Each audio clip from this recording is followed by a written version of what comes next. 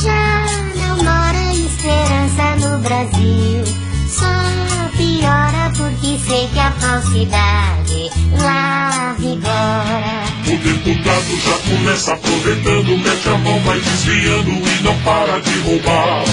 E o dinheiro do hospital vai pra boiada, pra amante o novo carro que o Juninho vai comprar. Moralidade foi-se embora e a maldade no Congresso é lá que mora, e é por isso que o nosso só se explora, porque sei que a pilantragem lá vigora. O deputado fala errado, ri à toa, se fingindo de inocente e começa a enrolar. E o coitado que votou nessa pessoa lembra o voto, que vergonha, 4 anos pra durar.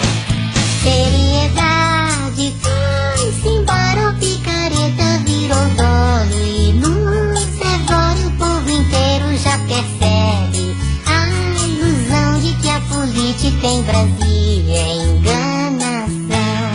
Daqui a pouco é eleição e lá vem eles com sorriso, abraço e beijo pro meu voto conquistar.